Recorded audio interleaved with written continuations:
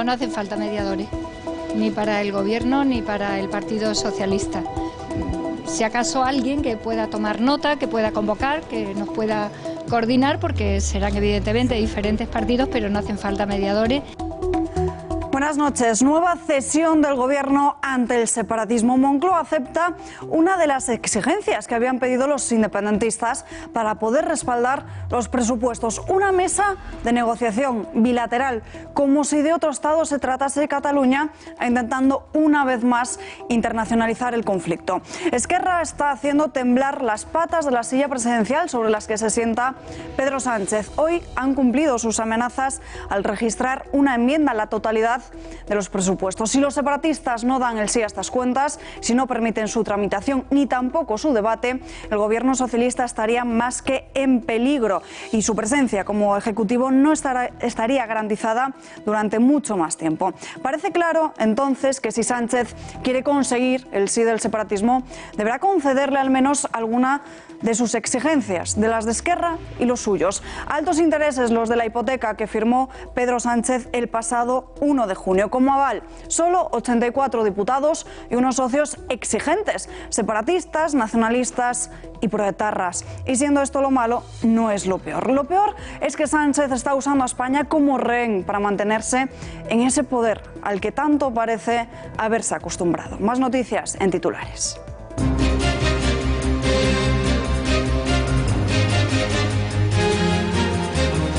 En el separatismo quieren retrasar todo lo posible sentarse en el banquillo. La defensa de Jordi Turull, de Josep Rull y de Jordi Sánchez han solicitado aplazar el juicio del llamado procés hasta dentro de 3 semanas. Dicen que quieren garantizar el efectivo ejercicio de defensa y que no han recibido toda la documentación. Roger Torrent, por su parte, continúa de excursión visitando a los golpistas encarcelados.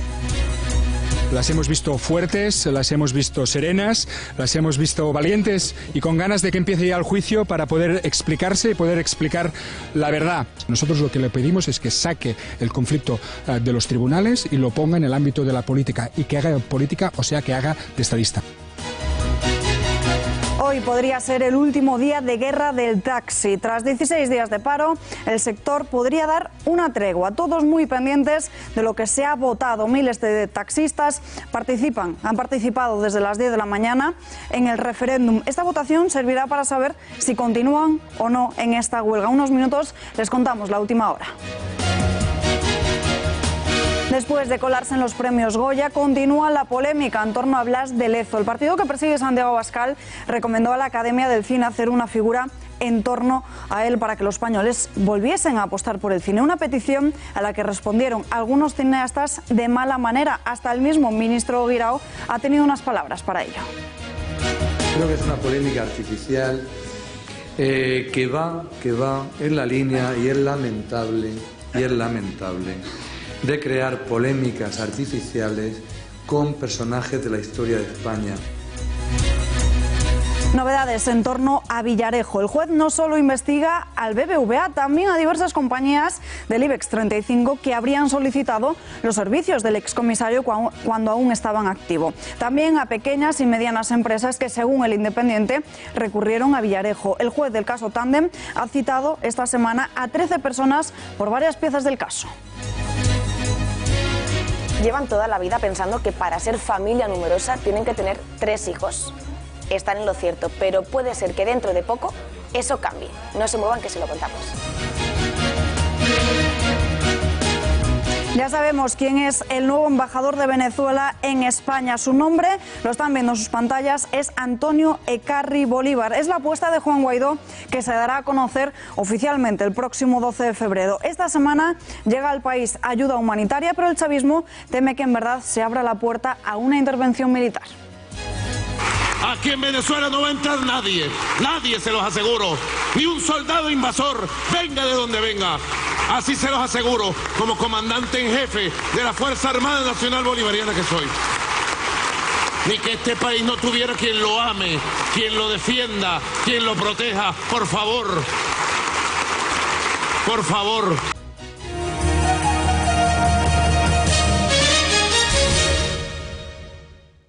Hoy entrevistamos a Wilmer Guaidó, padre del actual presidente legítimo de Venezuela, a las 8:30 en Noticias Intereconomía.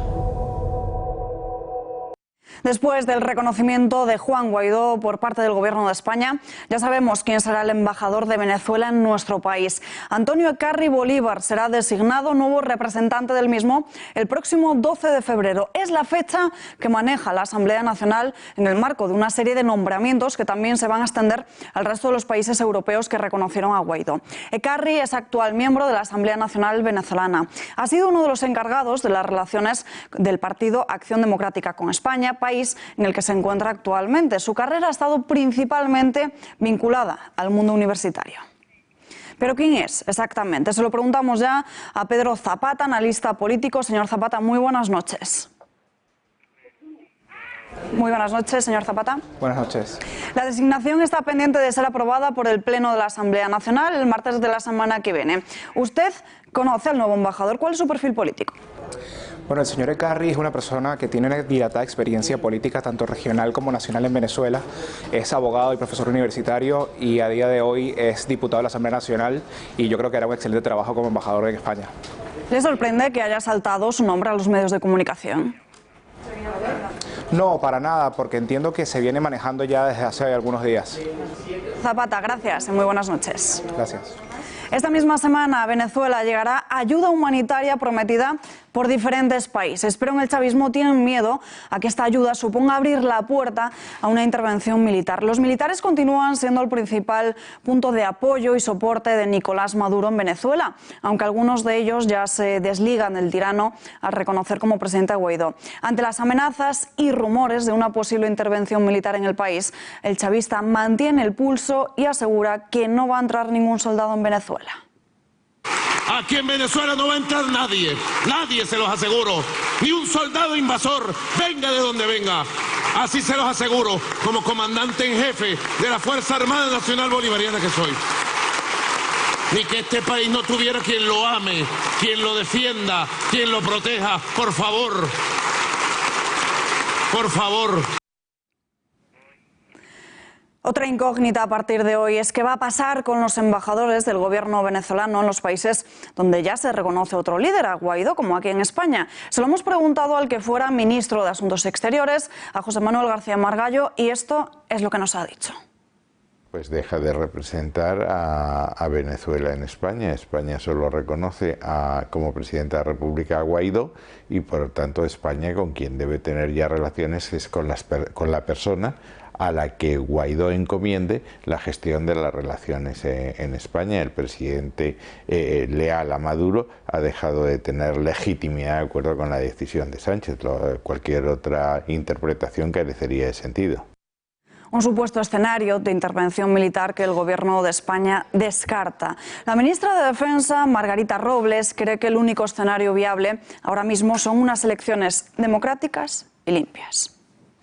Hay que seguir las instrucciones de la Unión Europea porque son las más razonables para el pueblo venezolano y por lo tanto la apuesta que hacemos es por escenarios en paz, democráticos y de libres elecciones. La Unión Europea no suele hacer seguidismo de Estados Unidos, la Unión Europea toma sus propias decisiones y lo importante es que España está teniendo un liderazgo en la Unión Europea.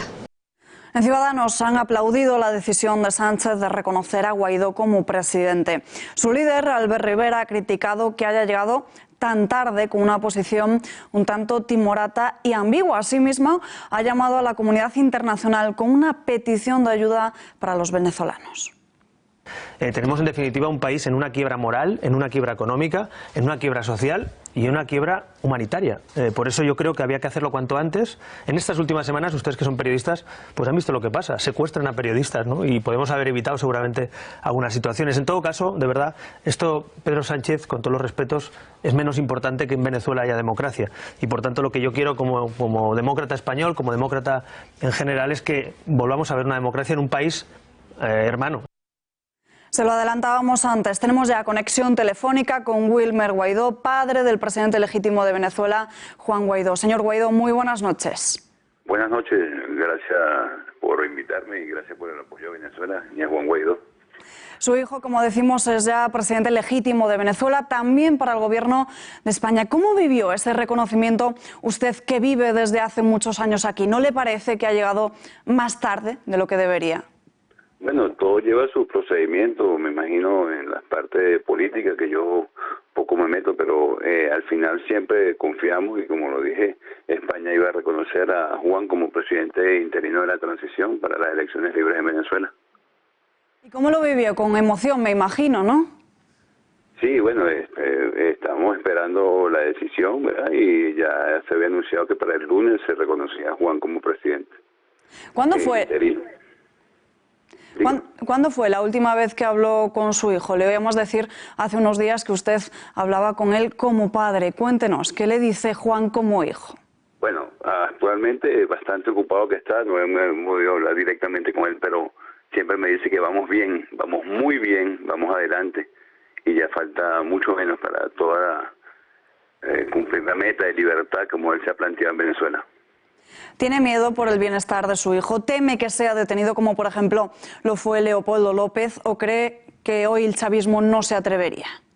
Bueno, claro que tengo preocupación acerca de qué pasaría, ¿verdad? O sea, si lo quieren detener o le pasará algo, pero Juan siempre dice que ante todo él se planteó ya el camino de libertad y el camino de progreso para Venezuela, y eso se antepone a todo con la certeza de que todo va a salir bien. Hoy su hijo es conocido en todo el mundo, pero ¿cómo era el niño, Juan Guaidó? ¿Cómo fue su infancia? ¿Cuándo empezó a ver que lo suyo iba a ser la política?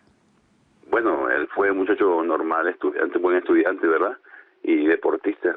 Luego, cuando se empezó a involucrar en la política fue cuando empezó en la universidad donde estudió ingeniería, se graduó de ingeniero industrial y iba paralelo con el deporte y paralelo con la política, peleando y siempre buscando metas hacia hacer cumplir los derechos humanos y las leyes y cosas de esas. Señor Guaidó, el otro día el presidente legítimo de Venezuela enviaba un mensaje a sus compatriotas que viven fuera. Decía, hagan las maletas que pronto podrán volver. ¿Tiene preparada la maleta? ¿Quiere volver a vivir allí? Bueno, ya empecé a prepararla. O sea, me gustaría, de verdad, claro, todo uno quiere volver aunque a Venezuela. Cuando vaya el progreso pronto que va a haber, y por lo menos de visita al principio y después se decidiría lo total de demás, porque también tengo mucho tiempo aquí. ¿Ha recibido alguna llamada de las autoridades españolas para mostrarle su apoyo? No, o sea, realmente yo no, porque yo no soy político, yo soy el padre de Juan, pero Juan sí ha recibido innumerable apoyo de la Comunidad Europea, de España, de todo, y de la parte latinoamericana. ¿Tiene esperanzas entonces para Venezuela? Dígame. ¿Sí tiene esperanzas para Venezuela entonces? Totalmente esperanzado, sí, claro que sí. Y como le digo, la certeza de que Venezuela va a salir adelante en lo que salgamos de esta tiranía, de esta dictadura que quiere asirse al poder durante 20 años y más en la ruina que ha causado Venezuela. Estaremos bien cuando salga, ya pronto. ¿Cree que va a haber una intervención militar en Venezuela? Una intervención militar, bueno, yo actualmente lo que está planteado es la ayuda humanitaria que bastante se necesita con las medicinas para los enfermos crónicos y la parte alimentaria que verá que la pasa muy mal en Venezuela. Eso no hasta ahora no está planteado, y lo único que los militares sí se deberían poner, los militares venezolanos, de parte del correcto de la historia, ¿verdad? A lo que juran, a la bandera, a los símbolos patrios a Venezuela, y no de parte del dictador. Y eso va poco a poco pasando porque ya están poniéndose del lado correcto de la historia. ¿Cree que al final su hijo conseguirá convencer a los militares para que finalmente esa ayuda humanitaria llegue a Venezuela? Totalmente, ellos mismos se van a convencer de que creo que es inhumano, creo que es sin falta de todo, o sea, todo, no condolerse de lo que está pasando en Venezuela y que la gente muera por horas por falta de los insumos que se están mandando o que se necesitan. Algunos de los militares generales que ya están retirados dicen que el 90% de estos militares no apoyan en realidad a Maduro. ¿Cree usted que es así? Sí, ellos lo dicen, claro que sí. Ellos saben de su investidura como generales, ya algunos retirados y algunos que se adhieren a la parte democrática venezolana, ¿verdad? Que ya lo dicen, y lo han dicho un general que era activo de la Fuerza Aérea, que el 90% está de acuerdo con Guaidó. Pues señor Guaidó, muchísimas gracias por estar con nosotros en directo y muy buenas noches. Gracias a ustedes por el apoyo a Venezuela y a Juan. Hasta luego.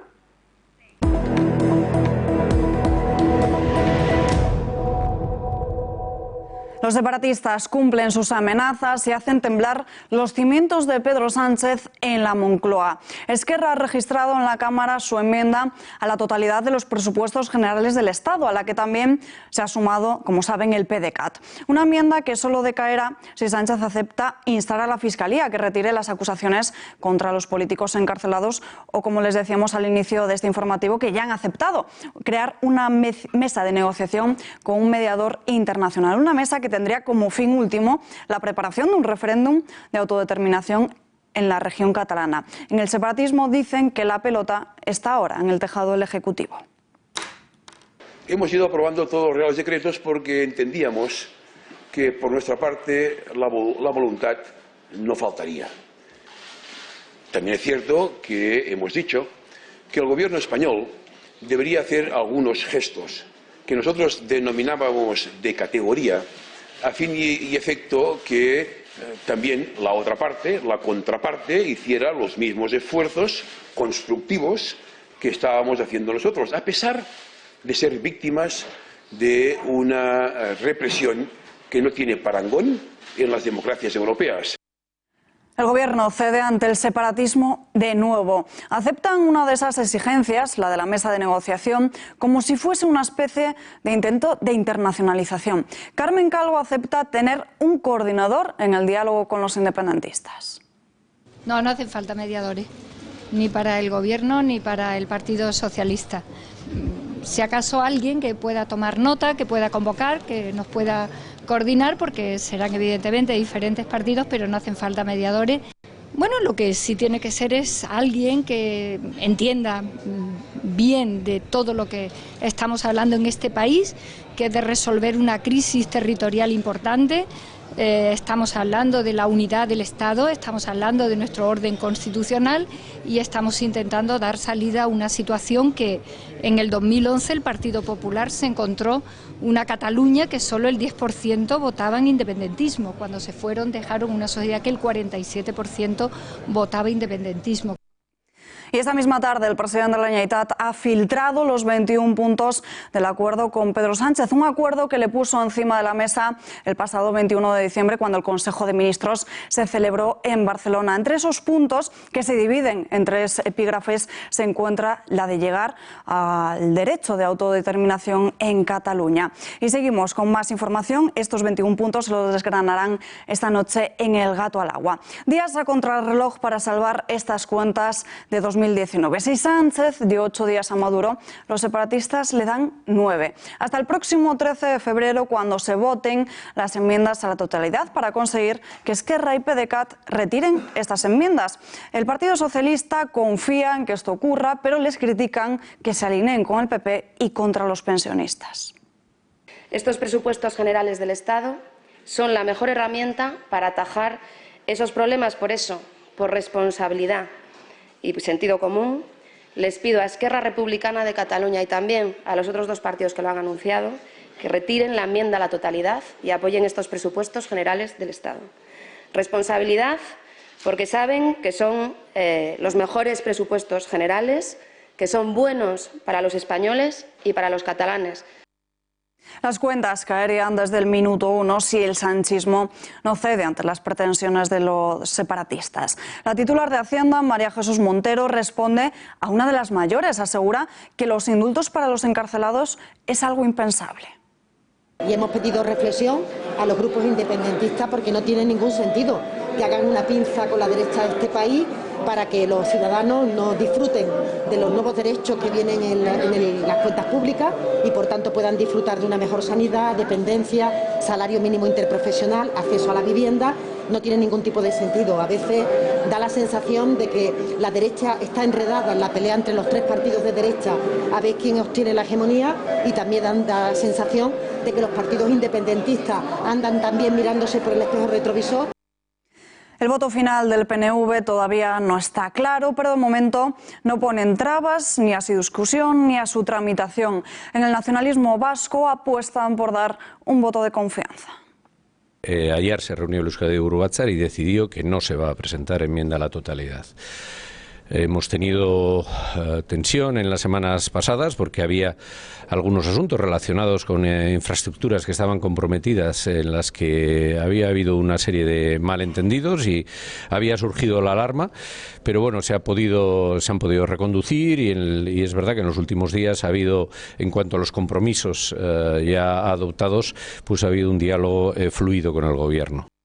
Albert Rivera ha entonado hoy una especie de te lo dije. En la bancada naranja recuerdan a Sánchez los peligros de los que ya se le alertó en su día sobre pactar con separatistas. Pide elecciones porque a su juicio no queda otra salida democrática a esta situación.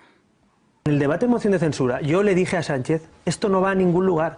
Desde el minuto 1 usted va a estar en manos de los separatistas y de Podemos. Y es que es así, no ha salido nada bueno del Congreso en este tiempo. No ha habido ninguna ley importante, no han salido presupuestos, entonces ¿a qué estamos jugando? ¿A que Sánchez siga en la Moncloa un tiempo o a que España funcione? Y yo quiero que España funcione, oiga, y que los españoles decidan quién gana las elecciones, qué mayorías hay. Si no lo voy a decidir yo, lo van a decidir por suerte todos los españoles. Pero hombre, démosle la posibilidad al pueblo español de votar, de acabar con una legislatura de la que no está saliendo nada. Hacienda obligará a las familias a devolver las desgravaciones por la escuela concertada. Las que hayan declarado las cuotas de estos centros como donación deberán hacer una declaración complementaria. Y evidentemente, si se considera por parte de la agencia tributaria que en relación con esta cantidad o cualquier otra no ha habido una clara interpretación de la norma o no ha habido un acomodo realmente a lo que se pretendía, pues claro, se le pedirá a la familia que hagan una declaración complementaria, que es lo que habitualmente se hace en estos casos.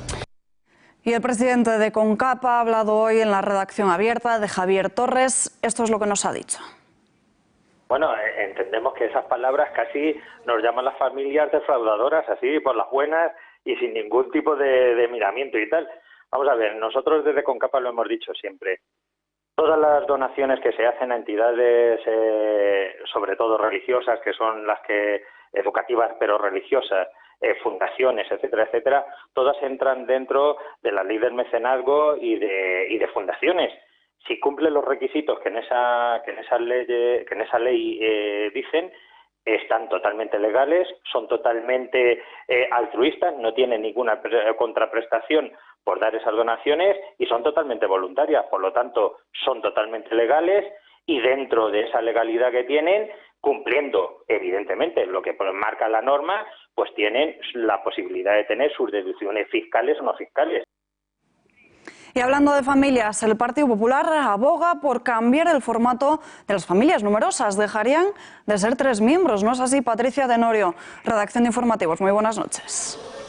Buenas noches, Alba. Actualmente el título de familia numerosa se le otorga a las familias, valga la redundancia, que tienen 3 o más hijos o que en su defecto tienen 2 y uno de ellos es discapacitado. Bien, pues para fomentar esa baja natalidad que venimos hablando desde hace meses en esta casa, el Partido Popular ha propuesto unas medidas que ayuden a fomentar que se tenga ese segundo hijo que actualmente no se tiene y que sea igual que tener 3. En resumen, para que se entienda, se estaría bajando el requisito de familia numerosa de tener 3 hijos a tener 2. Pero ¿saben ustedes qué beneficios, qué ayudas tienen estas familias? Miren. 1, 2, 3, 4, 5 y hasta 6. Esto es lo que se viene a llamar una familia numerosa, no numerosísima. Pero no se preocupen porque no hace falta tener tantos hijos para que su familia sea considerada del mismo modo. Por el momento tan solo necesitan tener 3 o más hijos o tener 2 y que uno de ellos tenga discapacidad. ¿Saben qué beneficios, qué ayudas tienen estas familias? En educación tienen un descuento del 50% o la exención total de las tasas y precios públicos. hijos, como los derechos de examen o las matrículas universitarias. También se otorgan preferencia en el acceso a becas o la admisión de alumnos en centros escolares. En cuanto a la documentación oficial, están exentos de pagar en la primera emisión o al renovar los documentos de identidad. Todas las familias numerosas, independientemente de la renta, cuentan con una rebaja en el recibo de la luz, un descuento del 25% que bien se nota, y en un futuro no muy lejano también una ayuda para pagar la calefacción y agua caliente. Hay también un descuento en la entrada a museos de toda España que sean de titularidad del Estado. En cuanto al transporte, existen ayudas para viajar en tren o en carretera dentro del país con un descuento del 20 al 50%, pero en billetes de avión es algo inferior, rebajas de hasta el 10% para vuelos nacionales. En términos legales pueden solicitar una deducción de 1.200 euros anuales de forma mensual, un cheque de 100 euros o acreditarlo al realizar la declaración de la renta. Y si contratan un cuidador en casa, cuentan con una bonificación del 45% en las cuotas a pagar a la Seguridad Social.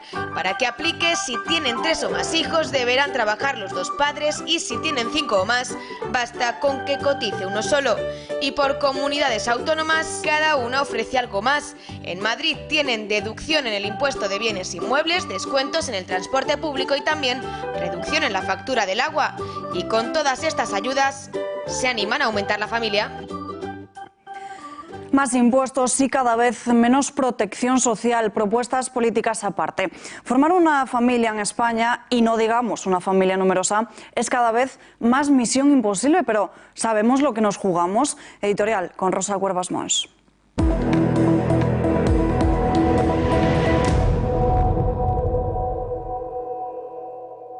La respuesta, Alba, es que no, que parecemos no saberlo. Y eso no es nuevo, ya lo señaló el genial Chesterton con aquello de los que atacan a la familia no saben lo que hacen porque no saben lo que deshacen. Esa familia española que hoy se las ve y se las desea para sobrevivir, que se ve obligada a ampliar el horario escolar de sus hijos para poder cumplir el de los adultos, el de trabajo, convirtiendo así las jornadas de los pequeños en auténticos maratones de clases de apoyo y actividades extraescolares. Esas familias que tienen que utilizar días de vacaciones cuando un hijo se pone malo porque los abuelos no están, y lo del teletrabajo queda muy bien, pero solo sobre el papel. Esas familias que apenas llegan a fin de mes, a pesar de que padre y madre trabajan hasta la extenuación.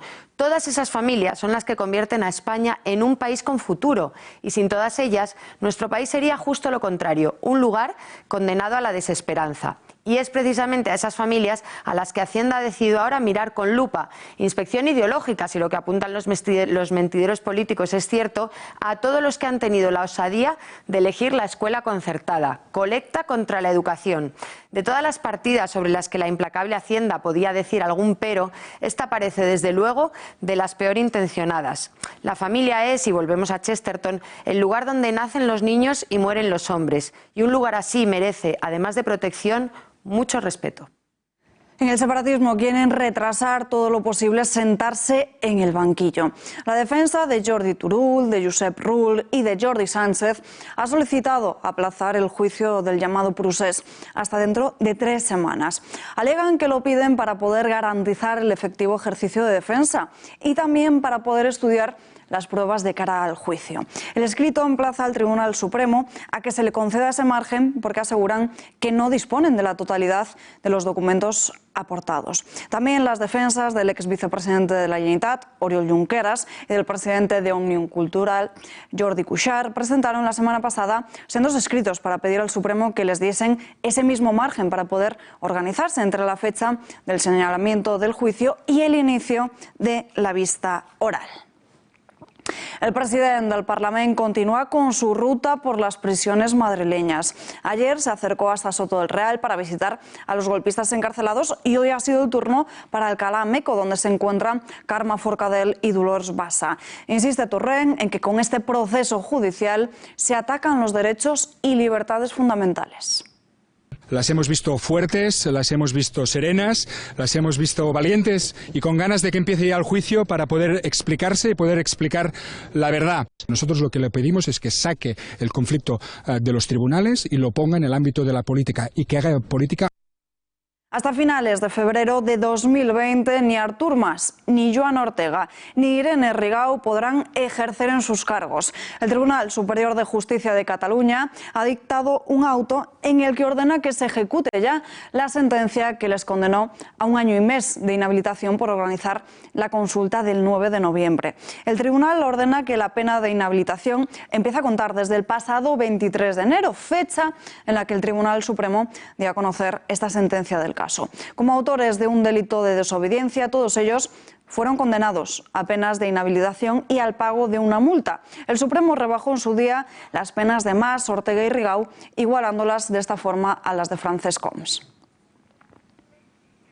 Expediente disciplinario y suspensión de funciones a un guardia civil tras la grabación y posterior difusión de un vídeo desde dentro del furgón que custodiaba el traslado de los políticos separatistas a Madrid. Es el momento en el que un furgón de la Guardia Civil sale de la prisión de Brians, escoltando al autobús que trasladó a los presos. Y esta es la grabación realizada por un agente que filma desde dentro del convoy lo que pasa en el exterior. Numerosos independentistas les increpan. En el vídeo se escucha de fondo una canción de un grupo abertzale y en un momento se oye reír a uno de los agentes mientras observan los insultos y los cánticos de los separatistas. No se oye, por el contrario, ningún comentario contra los presos del Procés porque no lo hubo. Esta grabación, que posteriormente apareció colgada en la red, le ha costado a la gente la apertura de un expediente disciplinario, así como la suspensión de funciones como medida cautelar.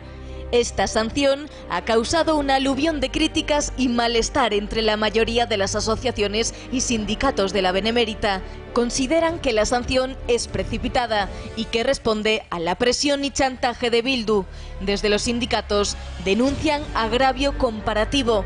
Hay que recordar que ningún mozo de escuadra fue expedientado, menos aún apartado de sus funciones por sus actuaciones del lado de los independentistas el pasado 1 de octubre de 2017. Y es cierto, durante el 1 de octubre fuimos testigos de actuaciones de los mozos que se saltaban por completo las órdenes del Tribunal catalán, ayudando a descargar urnas, haciendo la vista gorda con grafiteros independentistas o no cerrando los colegios electorales para permitir la votación ilegal. Realmente es más grave el gesto desafortunado de un guardia civil grabando desde dentro de un coche oficial que pillar infraganti a los mozos de escuadra desobedeciendo las órdenes judiciales. Desde los sindicatos piden la dimisión del director de la Guardia Civil, Félix Azón. Te lo contábamos ayer, en una veintena de juzgados catalanes, los CDR han vuelto a tirar excrementos y basura en las puertas de estos juzgados como acción de protesta para criticar el sistema de justicia y por el inicio del juicio de los líderes del proceso separatista previsto para el 12 de febrero. La Sala del Gobierno del Tribunal Superior de Justicia de Cataluña ha exigido a los Mossos d'Esquadra que protejan de forma presencial y permanente todos los juzgados de Cataluña ante los intolerables ataques de los CDR. La Sala de Gobierno ha adoptado este martes un acuerdo en el que insta también a la Fiscalía a depurar responsabilidades por las acciones de los mal llamados comités de defensa de la República y lamentan la falta de condena de estos hechos por parte de la Consejería de Justicia. La ANC y los CDR vuelven a ser ejemplo de hispanofobia. Quieren que la céntrica plaza barcelonesa de Tetuán pase a llamarse ahora Plaza 1 de Octubre si el Ayuntamiento acepta la propuesta conjunta planteada esta semana por estas asociaciones separatistas. Ambos reivindican que otras ciudades catalanas ya tienen estas plazas o calles que conmemoran el referéndum ilegal. El nombre actual alude a la batalla de Tetuán, que tuvo lugar en Marruecos en el siglo XIX. En ella, el ejército español de Leopoldo O'Donnell arrolló a 35.000 marroquíes durante la Guerra de África. Fuentes municipales confirman que es una petición que circula por las redes sociales, pero que al ayuntamiento no les ha llegado ningún tipo de petición formal. Tras 16 días de paro, el sector del taxi podría dar una tregua. Todos muy pendientes de lo que está pasando toda esta tarde, porque ya se ha terminado esa votación en la que miles de taxistas de Madrid participan desde las 10 de la mañana de este martes, en este referéndum en el que se decide sobre si el colectivo mantiene el paro indefinido que secunda o que la abandona. Votación que se produce un día después de que el Gobierno regional rechazase regular con los vehículos de alquiler con conductor. La afluencia de taxistas ha obligado a cortar la carretera de acceso a la bolsa de taxis de la T4 del aeropuerto de Madrid. Según las asociaciones del taxi, organizadoras de la consulta, a mediodía ya habían participado más de 2.000 taxistas y fuentes del sector han explicado que esta participación es todavía mucho más mayor que la del referéndum de la huelga, que superó la cifra de 8.500 y pueden llegar, dicen, a 12.000. Así han vivido los taxistas el día de hoy. Bueno, estamos a favor de la huelga, pero tenemos que trabajar. Según está la comunidad que no quiere dialogar con nosotros, habría que luchar de otra manera. Yo he votado que no, ya el resto ya no lo sé. Esperemos que ya dejen de hacer huelga y ya nos pongamos a trabajar. Eso es lo que tendría que pasar. Yo a favor de seguir con la huelga, está claro. No nos pueden tomar el pelo y llamar de esta manera. Tendremos que seguir, habrá que resistir. Y tenemos una noticia de última hora. Según el medio de Eduardo Inda, OK Diario, el taxi decide no continuar con esta huelga. Una votación que se ha saldado con 53% de los taxistas que deciden no seguir adelante con ella. Seguiremos informándoles de qué más ha sucedido en esta votación y esa rueda de prensa que en unos minutos tiene previsto celebrarse. Y uno de los principales motivos que tiene este sector para abandonar su huelga indefinida es que no tienen ingresos de ningún tipo. Según varios taxistas, pierden de media unos ingresos diarios de 170 euros. Mientras Uber o Cabify ven cómo su éxito aumenta, en cuanto a descargas se refiere, los taxistas pierden mucho dinero. Si sacamos la calculadora, en 16 días de huelga habrían perdido, ahí lo ven, 2.720 euros. El País Vasco se suma a Cataluña y fija en 1 hora el tiempo de precontratación para los 96 VTCs de la comunidad. Este tipo de vehículos deberán contratarse con este tiempo mínimo de antelación, a excepción de un caso de emergencia, mutuas de accidente o asistencia en carretera. Este martes se han reunido en Vitoria representantes del Gobierno vasco, de la Federación Vasca del Taxi y de los VTCs para avanzar en estas bases que regirán la norma normativa en el País Vasco para los servicios de vehículos con conductor, después de que la semana pasada ambas partes acordaran no confrontar y negociar esta regulación del sector.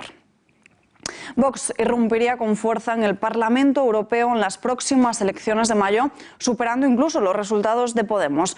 Nuevo sondeo sobre intención de voto, esta vez en las europeas.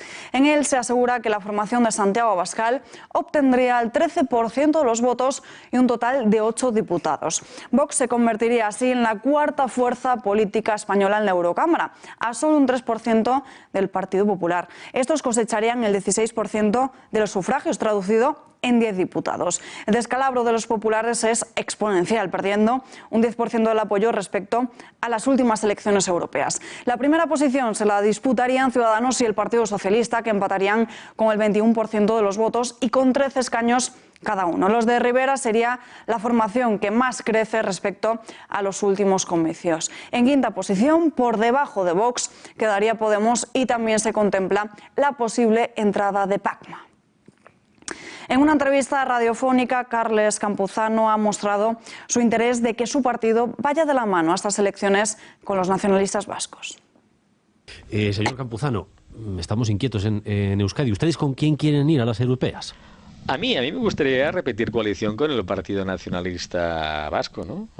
Vamos a ver si en los próximos días, semanas, esa coalición electoral termina cuajando. Creo que sería una muy buena noticia que de nuevo el Partido Demócrata, antes Convergencia, ahora el Partido Demócrata y el Partido Nacionalista Vasco conformasen una oferta electoral europeísta.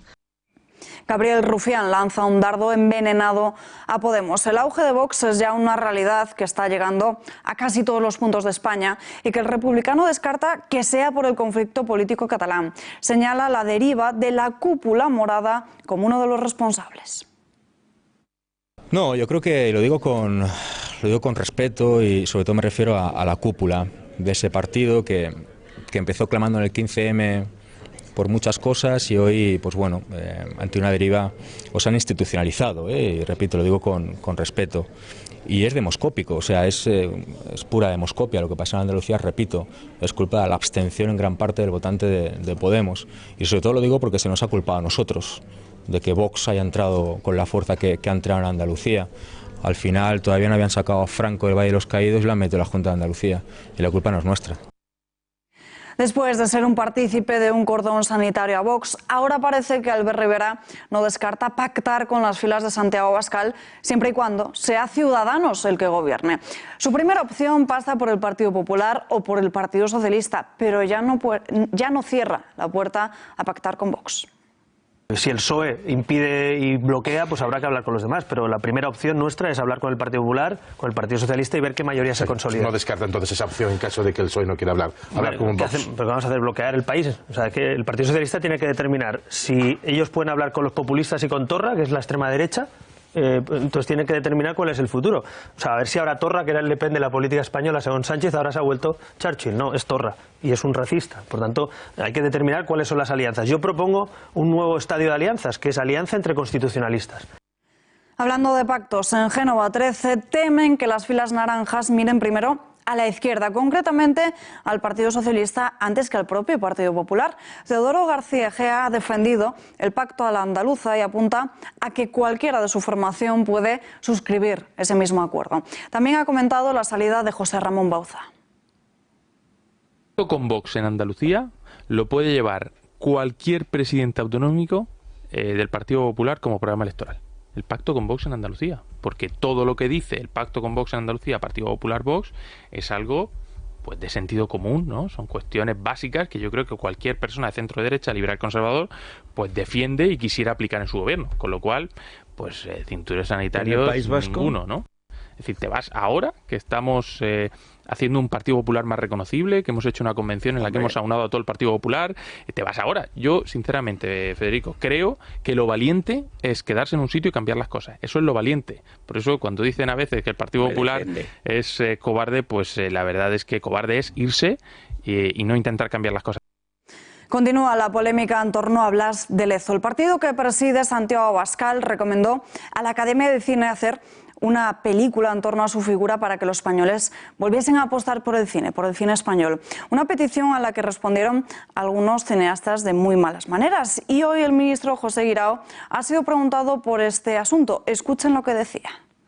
Yo es que no entiendo la polémica. Es decir, unos señores dicen que hay una película sobre Blas de Lezo, muy bien, y sobre Juana de Arco y sobre cualquier personaje histórico, por supuesto.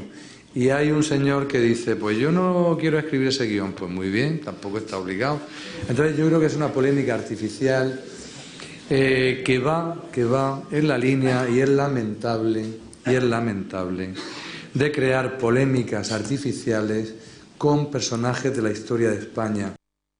Y ahora sí, se lo confirmamos, el taxi pone fin a 16 días de huelga. La votación que tenía lugar esta misma tarde ha terminado al final con un 53,9% a favor de volver al trabajo. Lo harán además con las manos vacías, con mucho menos dinero, sin conseguir nada del gobierno regional. Desde el primer momento, el gobierno autonómico de Ángel Garrido ha descartado esa posibilidad de regular cualquier término que afectase a los VTCs y, por tanto, los taxis vuelven al trabajo. Mañana mismo se incorporan de nuevo a las calles madrileñas en lo que ha sido, después de lo que ha sido la jornada de huelga más larga que ha habido de este sector en la capital, sin conseguir nada de las administraciones.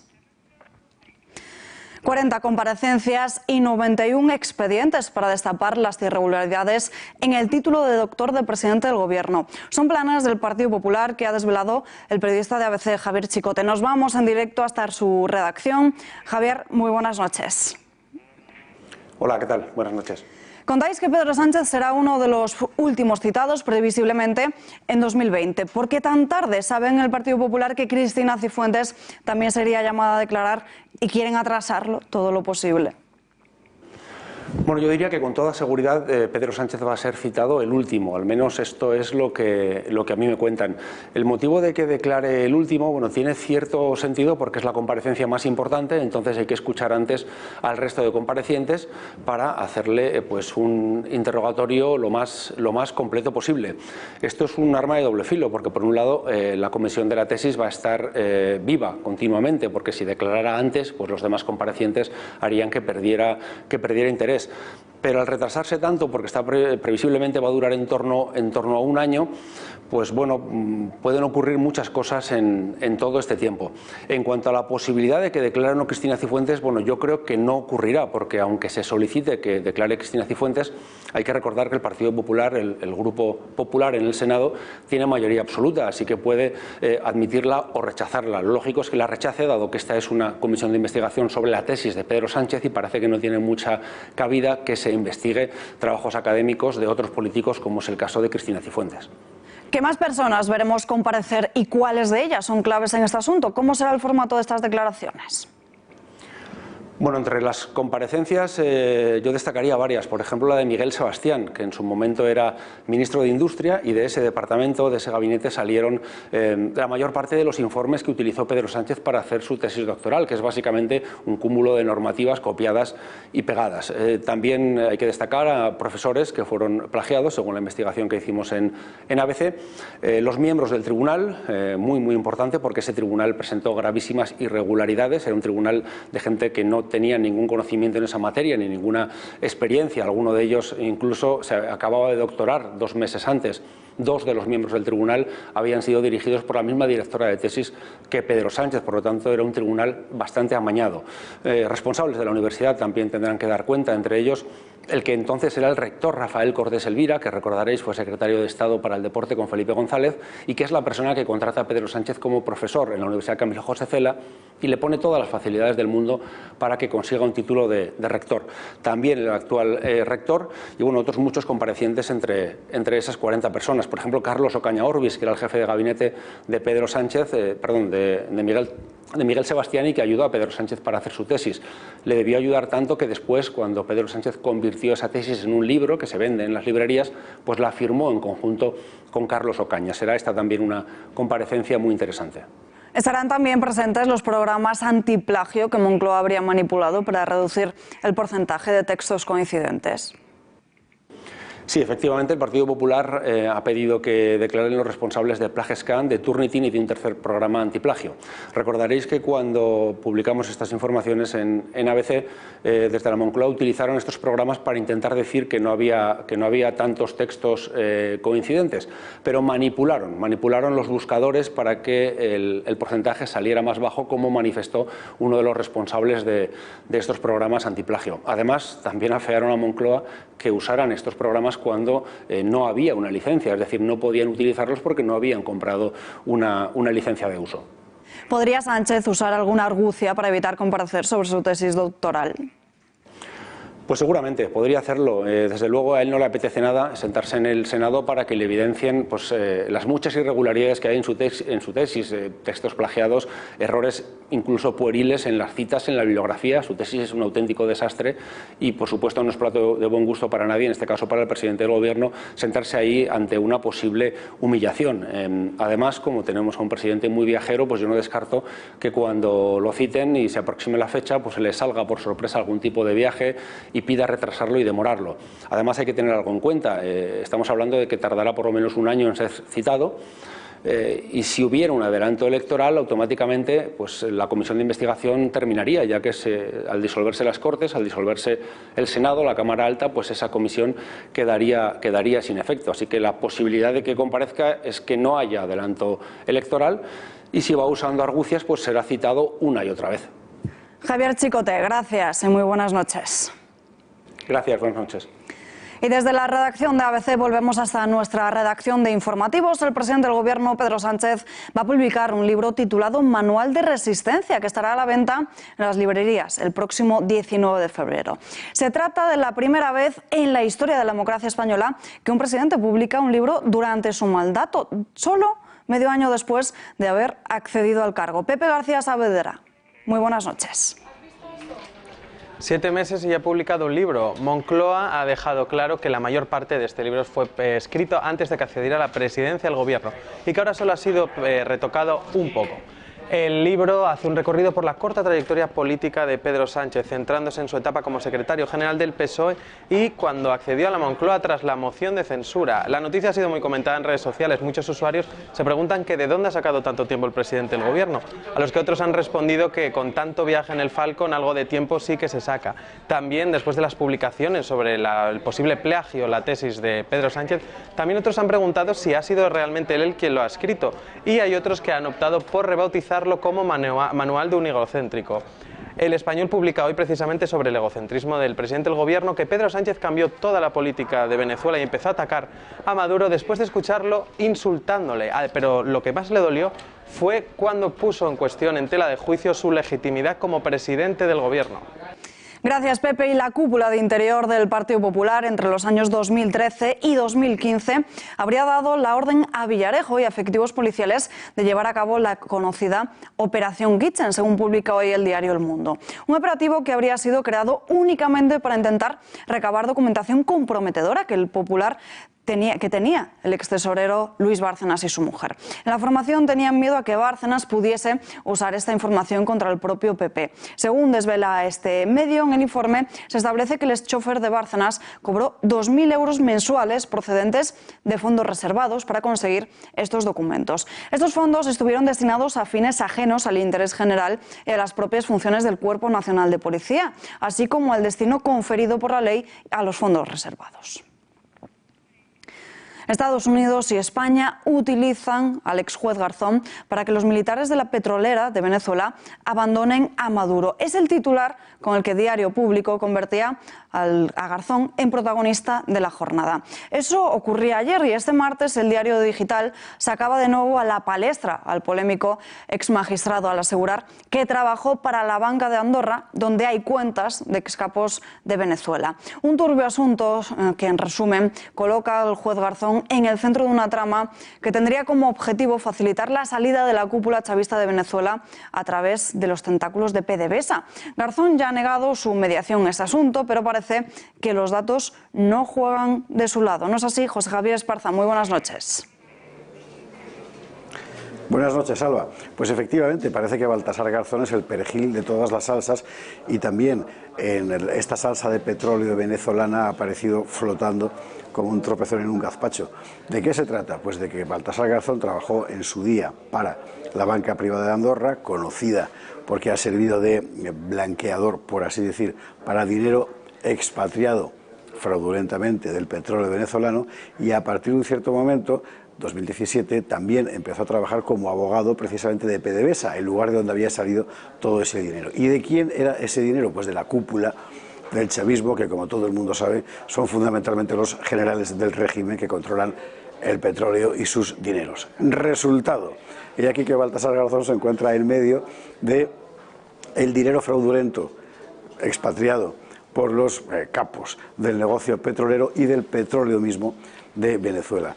Es decir, la mejor situación posible para decirle a los militares que hasta ahora han controlado toda esta gigantesca masa de poder en Venezuela, decirles, digo, algo así como: no os preocupéis, que vuestro dinero está a buen recaudo, podéis abandonar el país sin problema. Y por eso, da la impresión, se le ha escogido como mediador. Garzón ha tratado de negar algunos de estos aspectos, pero no ha podido negarlos todos. Y por otro lado, la cantidad de informaciones acumuladas al respecto es lo suficientemente, como decir, impactante. Por ejemplo, él negó haber trabajado para la banca privada de Andorra, pero es un informe policial de 2012 y después corroborado en 2016, publicado en 2016, quien lo afirma, ¿no?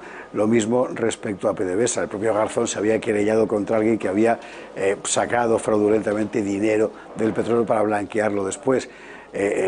Un despacho de Estados Unidos representaba a este supuesto defraudador. Es el mismo despacho que contrata a Garzón como abogado de PDVSA. En fin, un lío fenomenal donde Baltasar Garzón, como es costumbre en este personaje, aparece con un papel protagonista. En fin, el exjuez tendrá que aclarar ciertas cosas y, en todo caso, el desarrollo de los acontecimientos nos dirá si efectivamente está en condiciones de mediar. Así que atentos a la pantalla.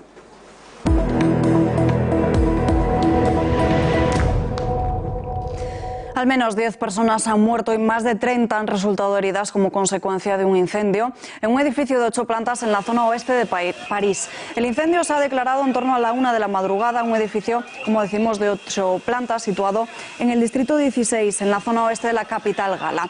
Los bomberos han movilizado a unos 200 efectivos para extinguir las llamas en el inmueble, un edificio de 1970. Varios testigos han contado que el incendio ha comenzado después de una riña entre dos vecinos, aunque este extremo no ha sido confirmado por las autoridades. Según diarios franceses, la policía ha detenido a una mujer de unos 40 años de edad con problemas psiquiátricos después de que quemara una camiseta y la introdujese en un contenedor para tratar de incendiar un vehículo. Y nosotros nos despedimos ya, volvemos mañana a las 8:30 con más información, ya lo saben, lo que otros no le cuentan o como otros no se lo cuentan. Mientras tanto, tiempos modernos y el gato al agua. Hasta mañana.